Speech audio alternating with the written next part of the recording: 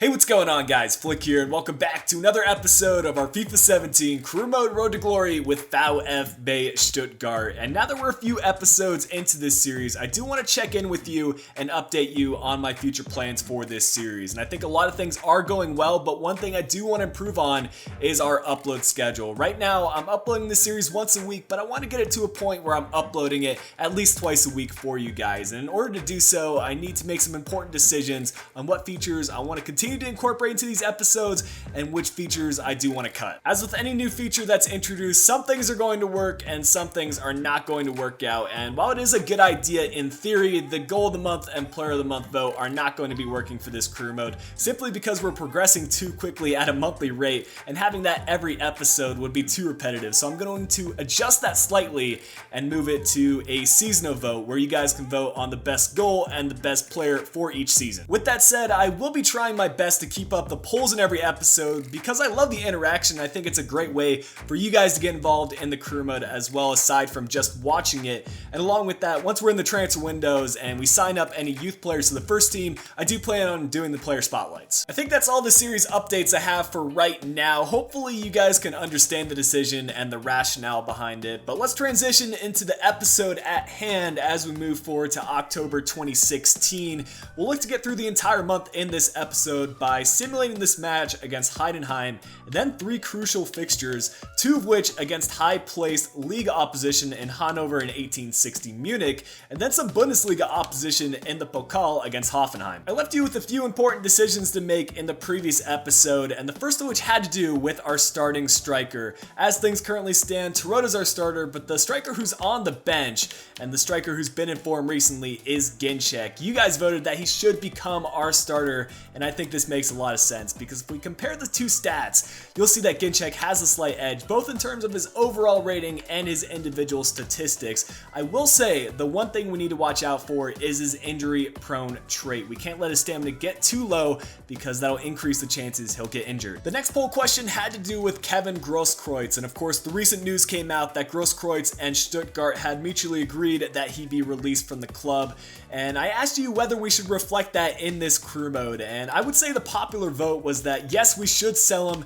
but not until the January transfer window. So for now, I'm going to make Florian Klein our current starter. Grosskreutz will still get the occasional play time, but I think Klein should be our main man moving forward. Of course, if we do decide to part ways with Grosskreutz, we should probably start investing in the future and look to replace him with a younger fullback. And Lucas Klostermann was a popular suggestion in the last episode. I'm currently scouting him out, and I think he could definitely be a potential January transfer window target, as well as one other player, and that player being Kellen Acosta. He's listed as a CDM, but he can also play fullback, and I'd love to add another American into the team to accompany Julian Green. With it being the start of the month, we'll get into our monthly squad report, and not too much will have changed from the last episode, but we did give some more play time to a few players like Asano and Gergic, as well as some training time to players like Coyote. So I thought I would keep you updated, and I'll probably be sticking to this monthly squad report, even if we do advance 1 month at a time in these episodes. This month's training will see a completely new batch of players compared to last month. We've got Nguene, Gergic, Afori, Green, and Ginczek all receiving training. One thing I want to start updating you on more often is our manager objectives. Of course, you can see our progress through the top left and the manager rating, but I think it's important to take a closer look every so often. And in terms of our youth development, we are doing excellent. Currently, we need to sign up one more player to our youth academy assigned to the defender position, and then we need to start playing them as a part of our first team or coming on as a substitute. My plan is to sign a couple players up during the January transfer window. That way we can let them progress a little bit more through our youth academy and get that overall rating up a little bit higher. Brand exposure, I didn't expect for us to be 3/4 of the way to meeting that, but all the new signings we made at the start of the career mode definitely seem to have affected that. Financially, we need to find a way to reduce player wages by 20 grand a week. I'm not sure we're going to meet that considering we signed some big name players like Toski, but we'll see later on if we can meet the financial objective. Domestically, we're doing excellent. We're currently first in the second Bundesliga, and we've already met our our Deutsche Pokal objective of reaching the round of 32. Of course, we don't have any continental objectives to meet. Speaking of our youth academy, this is what it looks like right now, and the potential of these players may drop, but apart from Fabian Winter, they all still have their 94 potential, which is great to see. Our final scouting report from Germany is attached, and I would say it's been a productive scouting network from Germany because we've signed up a couple players into our youth academy who seem to be on the upper end of their potential. Here's Marcus Hoffmann. We saw him last month, and unfortunately, we're still going to pass on him because his value is just too low. I'm looking to only sign up players that are around 100 or even 200,000 for the value, so we're not going to be signing up any players from Germany this month. With the scout now available, I do want to set up a network in Mexico. It's been heavily suggested in the comments section, and Stuttgart have a history of signing up Mexican players to their teams, so we're going to have our scout there for 3 months looking for a winger this time instead of a physically strong player. Of all the countries to extend us an international management offer, we have one from the United States, and let's take a look at this job offer. They would want us to reach the quarterfinal of the World Cup, and I think we could do that with the US squad. It's not too hard to get out of the group stage, but for now I'm going to hold off on accepting this. While it would be cool to scout out some American talents, I think we can get some better offers. Probably the easiest match we'll be playing today. Heidenheim are sitting 16th place in the league, and I fully expect us to get the result. And once again, Maxime bagging a goal in a simulated fixture, and in the 19th minute, they've received a red card. So all things seem to be pointing toward a victory today, and we'll go into the halftime break with a 1-0 advantage. Now, I think that's the 6th goal Maxime has scored this year, and that might just put him top of the second Bundesliga goal scoring table. But with 10 minutes left to go, we'll see if we can hang on, and the match will stay at 1-0 and we pick up the 3 points. Going into our league match versus Hanover, we've received a message from Josip Brekalo, and he wants to get some playtime in this fixture, and I think I will fulfill that request because he's been heavily suggested to get playtime in the comments section, and I liked what I've seen so far. This is the league table as things currently stand, and I want to make sure we continue to pick up results because our rival club, Karlsruhe, are on our tail, 6 points behind us, so we can't slip up any points. It'll be wet weather conditions for this home fixture, and I'm hoping it doesn't affect our play too much. I think this is a clear opportunity for Ginczek to prove himself as our starting striker. We put our faith into him, and I'm hoping he repays the favor. Similar to us, Hanover were relegated from the Bundesliga last year, so this match should be a showdown to pick up crucial points that are going to be needed for promotion. Something I've noticed so far is Hanover don't bring many players forward on the offensive side of things, but defensively they've been solid.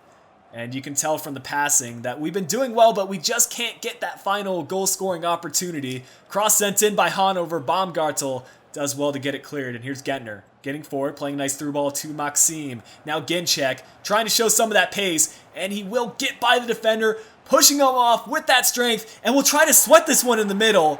And it's another penalty kick. We've had countless ones so far this year, and we'll add another one to that tally. Upon reviewing the penalty stats, Ginczek is actually our best penalty kick taker. So we'll try to put this one off to the left. And in the corner, it was a decent dive by the keeper, but the power behind that shot was just too much to handle, and Ginczek will put us up 1-0 in the 37th minute. We've been asking for that opportunity, and finally we've received.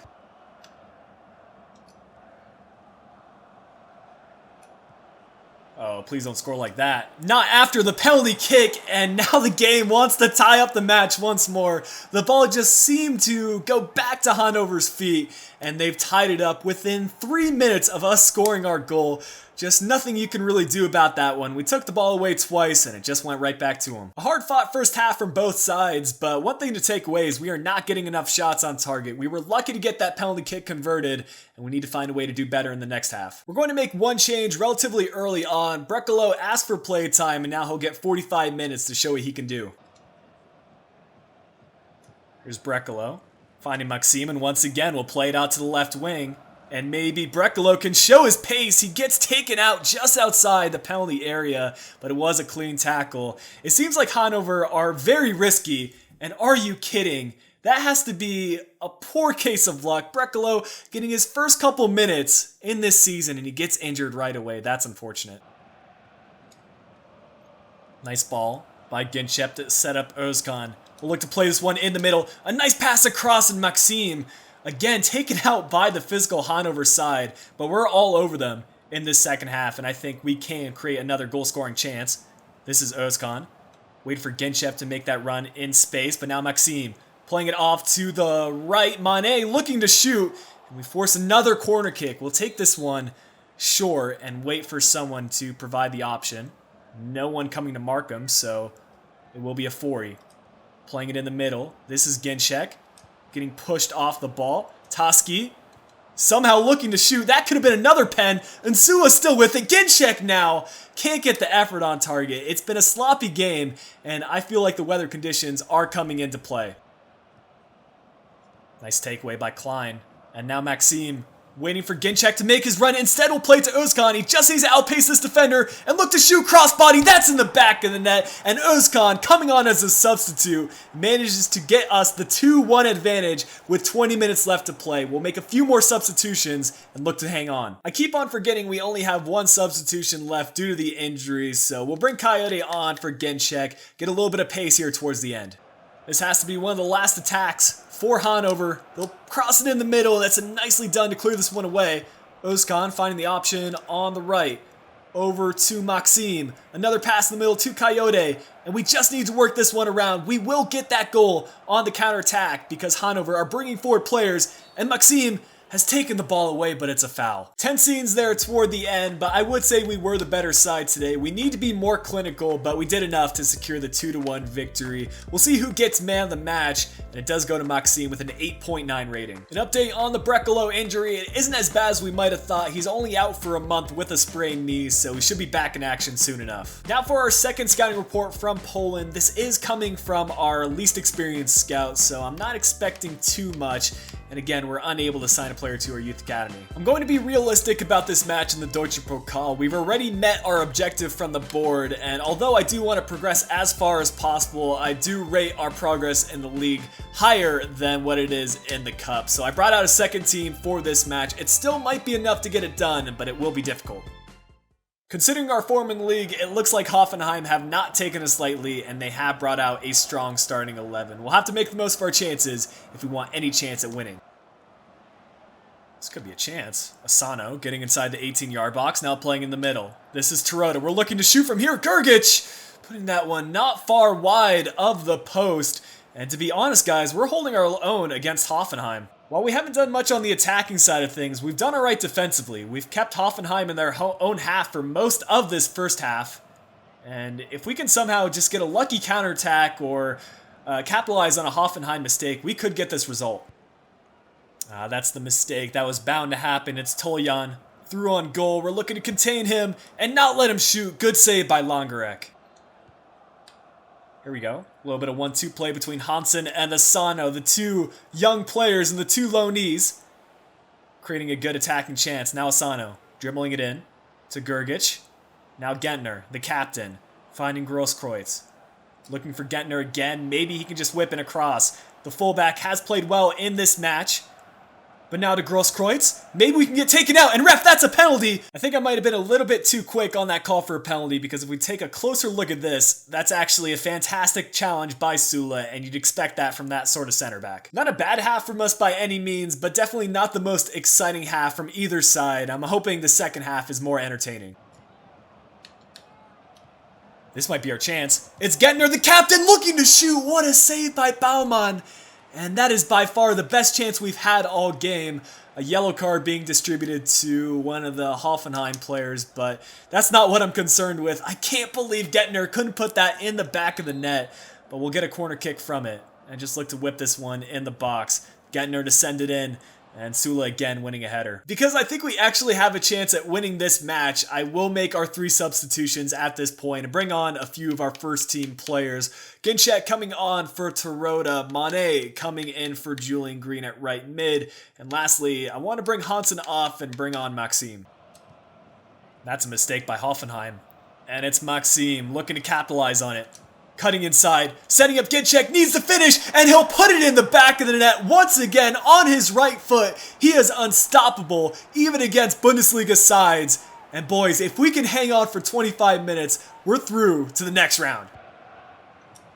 Oh, that's a mistake by Mane. Please don't concede from that. Huge save by Longarek. We're going to clear that out. And it's a corner kick. Grosskreutz should have just cleared it upfield. But Mitchell Longarek making 6 saves today. And all of those saves have been crucial. Hopefully our defense can back him up by clearing this one out, and this time Ginczek clearing it out of the box. With that win, I think we've just sent a message to all the Bundesliga sides that Stuttgart mean business and they better watch out for us next season once we get promoted. Man of the match, no surprise, going to Ginczek with an 8.2. But this brings me to my first poll question for you guys of the episode. We have already fulfilled our board objective of reaching the round of 32. But now that we're in the round of 16, do you guys think we should start taking the Pokal more seriously and bring out our strongest starting 11, which may mean that we'll have to bring out weaker sides in the league? To be honest, I'm still buzzing from that victory, but we need to continue on with the episode, and we have had about $250,000 added to our transfer budget. So that's good news come January, and we also have our first scouting report back from France. Not too many options to choose from, but maybe we can still get a high potential player added to our youth academy. We have one candidate here, 45 to 61 overall, 71 to 94 potential. His value isn't going to be enough to sign. We'll look to keep our great form going against 1860 Munich, who are currently 8 points behind us in the league. St. Pauli 4 points behind us, but they do have a game advantage, so a win would put us 7 points clear. Since we chose to bring out a rotated side in our cup fixture, we haven't had to make too many changes to our starting 11 for this crucial league match. The main one being Özkan being brought in place for Maxime, but that's not too bad of a substitution. I think 1860 Munich are another one of those sides that have enough quality in their starting 11 to be aiming for promotion, and they're probably one of our toughest tests this year. That's a well-timed run by Werner, and if he has enough pace, he could go crossbody on the keeper, Zimmerman. Huge save by him. We're still with it though. Özkan spawning out a player in the middle. This is Insu, the fullback, pushing up over to Afori. Once again to Werner. He'll do a nice fake shot. We'll hit this one first time with Mane. That took a deflection. And we'll get a corner kick out of it. We'll take the corner kick short and just look to whip this one in the box with Afori. Decent cross sent in. Couple players diving in there, but Zimmerman ultimately collects. Somehow the ref has let us play on here. And Özkan trying to slip this one through to Ginczek once again on his left foot, and the man in form will continue it to this episode. I don't know how many goals he has scored for us, but he has been the main striker and the one we've counted on time after time. He does it once again here. As you might be able to tell from the stats, we had a pretty dominant first half. 6 shots, 3 on target, 46% of the possession. 1860 Munich, similar to other teams that were top of the table going into fixtures against us, aren't showing up. We'll get one change going at the halftime break. Jean Zimmer hasn't gotten too much play time for us in this career mode, and I want to start changing that. That's a big tackle by Ginczek, and again, showing his strength to somehow hold on to possession. Here's Zimmer shooting from range, and he might be able to win a second header. We're still with it. This is Afori. If we can have a long shot with him, I wouldn't mind it.